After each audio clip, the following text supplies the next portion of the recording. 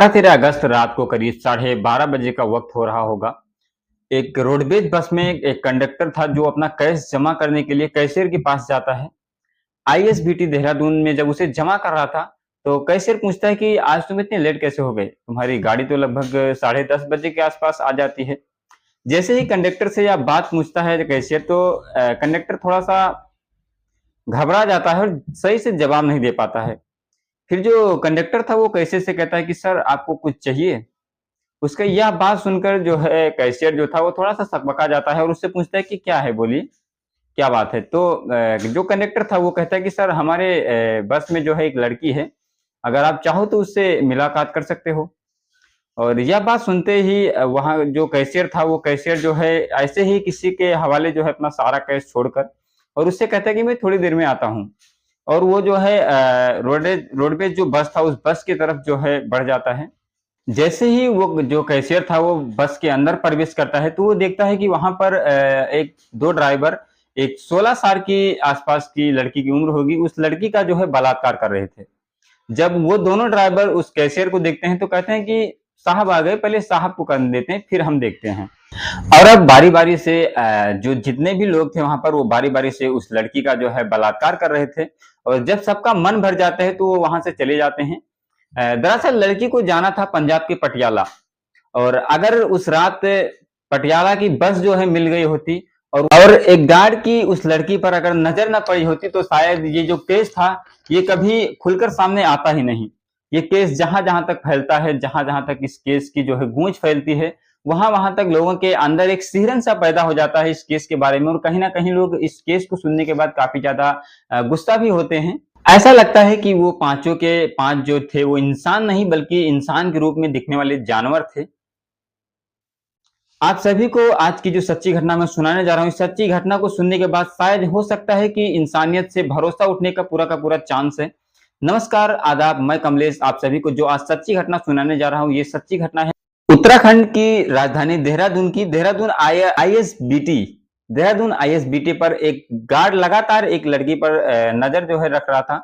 वो लड़की थोड़ी-सी असहमी सी लग रही थी, ऐसा लग रहा था कि जैसे बहुत ही ज़्यादा परेशानी में है, वो बार-बार जो है अपने कपड़ों को सँभालने की कोशिश कर रही थी।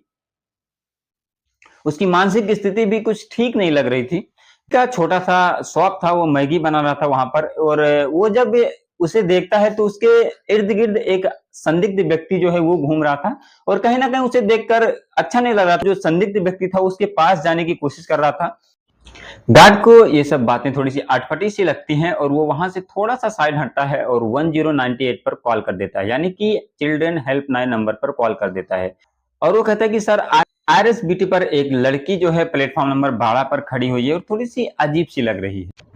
अब वो गार्ड जैसे ही इस नंबर पर फ़ोन करके ये सारी बातें जो है पुलिस को बताता है, वहाँ पर जो चिल्ड्रन हेल्पलाइन के जो है टीम होती है, वो थोड़ी ही देर में बहुत ही अलर्ट होकर वहाँ पर पहुँच जाती है और उस लड़की को जो है अपने गिरफ्त में लेती है।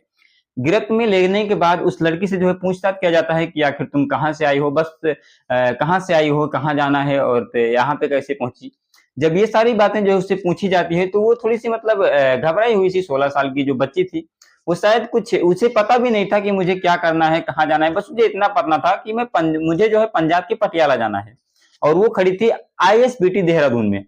बस वो इतना ही समझ पा रही थी कि मुझे जो है पंजाब के पटियाला जाना है। जब भी पुलिस उससे जो है पूछती है तो वो कुछ बता नहीं पाती और वहाँ पर उतने सारे जो पुलिस वालों को देखकर थोड़ी-सी घबरा भी जाती है, इस वजह से थोड़ा और भी नहीं बता पाती है। फिर काफ़ी देर के बाद जो है उस बच्ची को जो खाने के लिए माँग रही थी, वो खाने के लिए दिया जा रहा था। ताकि ये जो 16 साल की बच्ची है ये कुछ बोल सके। फिर वहाँ पर थोड़ी देर उसे घुमाया जाता है, टहलाया जाता है कि ताकि वो जो है कुछ बोल सके। वहाँ से जो वहाँ पर जो है महिला टीम जो थी उनकी वो भी बात करने की कोशिश करती है। फिर काफ़ी मशक्कत के बाद वो लड़की सिर्फ़ इतना कहती है कि मेरे साथ गलत काम हुआ है। बस इतना ही वो कह पाती है कि मेरे साथ गलत काम हुआ है। अब इतना सुनते ही जो चिल्ड्रन हेल्पलाइन नंबर की जो पुलिस थी वो पूरी तरीके से अलर्ट पर हो जाती है और वहाँ पर जो है पूरी खंगालने की कोशिश करने लगती है कि यार इस बच्ची के साथ आखिरकार क्या गलत हुआ है? किसने गलत किया है? आखिर गलत हुआ है तो क्या गलत हुआ है और किसने गलत किया है? फिर वहाँ पर जो है वापिस पुलिस जो है 12 अगस्त की रात वापिस जाती है, मतलब यानी कि 12 अगस्त को यानी वो पुलिस सीसीटीवी के माध्यम से रिटर्न जाती है और वहाँ पर देखने की कोशिश करती है कि आखिर इस बच्ची के साथ 12 अगस्त 2024 को क्या हुआ था। फिर काफी सारे वहां के सीसीटीवी को जो है खंगाला जाता है और काफी मशक्कत के बाद फिर उसे जो वो संदिग्ध व्यक्ति वहां पर देख रहा था, वो संदिग्ध व्यक्ति उस प्लेटफॉर्म पर यानी कि उस आरएसबीटी देहरादून का जो बस स्टैंड था वहां पर भी देखा जाता है उसे। फिर उसकी फोटो निकाली जाती है, उसकी लोकेशन का पता लगाया जाता है कि ये व्यक्ति जो है ये कहाँ रहता है, कहाँ का है। सारी चीजें पता लगाने के बाद उसे उन्हें जो है पता चलता है और फिर उस व्यक्ति को पकड़ा जाता है। पकड़ने के बाद उस व्यक्ति से फिर पुलिस ने जो है सख्ती से पूछने की कोशिश करती है, कहती है कि मतलब आप अपने आप से बता रहे हो, अपने प्यार से मतलब बता रहे हो, या फिर पुलिस जो है अपना तरीका आपके ऊपर आजमाए। फिर जब देखते हैं कि पुलिस जो है सख्ती उसके ऊपर बरत रही है, फिर उसके बाद पुलिस को जो है कहानी के माध्यम से जो है सुनाता है और बताता है कि कैसे क्या हुआ। अब ये कहानी जो है ये सुनने के बाद शायद आप लोगों का जो है इंसानियत के ऊपर से भरोसा 100% चांस है कि खत्म ही हो जाएगा। 12 अगस्त 2024 यानी कि लगभग 4 बजे का वक्त हो रहा होगा। दिल्ली के काश्मीरी गेट में एक लड़की जो है खड़ी होती है। काश्मीरी गेट पर लड़की खड़ी हुई थी और वो पूछ रही थी कि मुझे पंजाब के पटियाला जाना है, बस कहाँ मिलेगी और कौन सी बस जाएगी, क्योंकि वहां पर डेली हजारों लाखों बस जो है आती जाती हैं, अलग अलग दिशा में जाती हैं। तो वो लड़की जो थी थोड़ा सा कंफ्यूजन में थी कि मुझे किस बस में बैठना चाहिए ताकि मैं पंजाब के पटियाला पहुंच सकूं। फिर वो लड़की वहीं पास में खड़े एक व्यक्ति से जो है पूछती है कि मुझे पंजाब के पटियाला जाना है, कौन से बस में बैठ जाऊं। तो वो व्यक्ति जो है उससे कहता है कि सामने जो बस खड़ी है उसमें जाकर बैठ जाओ, वो वहीं पर जाएगी। उससे ना कोई टिकट की बात होती है, ना कुछ ऐसा, मतलब वहां पे कोई सीन नहीं था कि उससे टिकट की बात किया जाए या ऐसा कुछ भी नहीं होता। और उससे बस ये कहा जाता है कि तुम जाकर बस में बैठ जाओ। बस चलने के लिए तैयार थी, यानी कि बस वहां से दिल्ली की कश्मीरी गेट से जो है आईएसबीटी देहरादून को जाने के लिए तैयार हो चुकी थी। कुछ ही देर में वहां से बस भी जो है निकल जाती है। और अब वो लड़की कहती है कि भैया अगर सो जाऊं या कुछ हो जाए तो मुझे जो है जगा देना। फिर वो जो व्यक्ति था, बस का कंडक्टर था, वो कहता है कि तुम टेंशन मत लो, जाकर अपनी सीट पे जो है आराम से बैठो, जब तुम्हारा स्टॉप आएगा तो मैं तुम्हें बता दूंगा। और ऐसे चलते चलते थोड़ी दूर तक बस भी चलती है, ऐसे चलता रहता है और करीब 10:30 बजे का आसपास जो है बस का जो मेन स्टॉप होता है आईएसबीटी देहरादून, वहां पर जो मेन स्टॉप होता है वहां पर बस जाकर जो है खड़ी हो जाती है और एकाएक करके वहां से जो सारी यात्री उतर भी जाते हैं। और अब उस बस में बच्ची थी तो सिर्फ वो 16 साल की अकेली बच्ची। और अब वो जो बस का कंडक्टर होता है और ड्राइवर होता है वो उस लड़की के पास जाते हैं और कहते हैं कि अब तुम्हारा जो है स्टॉप है वो बस आ ही गया है, एक बस और तुम्हें बदलना पड़ेगा और जब तक तुम हमारे साथ कुछ वक्त गुजारो। ये लड़की वही है जो दिल्ली के कश्मीरी गेट से जो इस बस में बैठती है, वही बच्ची है। जो बस का जो ड्राइवर था उसकी उम्र लगभग 51 साल के आसपास रही होगी। और अब वो बस का कंडक्टर और ड्राइवर दोनों उस लड़की के पास जाते हैं और उसके तन बदन को छूने लगते हैं, उसे परेशान करने लगते हैं और कहीं ना कहीं अब उसके साथ जो है वो गंदी हरकतें करने लगते हैं, उसके साथ गंदे काम जो है करना शुरू कर देते हैं, वो दरिंदगी दिखाने जो है शुरू कर देते हैं वहां पर।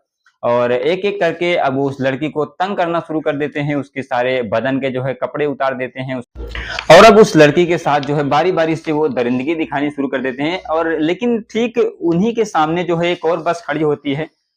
उस बस की जो है ऋषिकेश से दिल्ली के लिए जो है जाने वाली थी।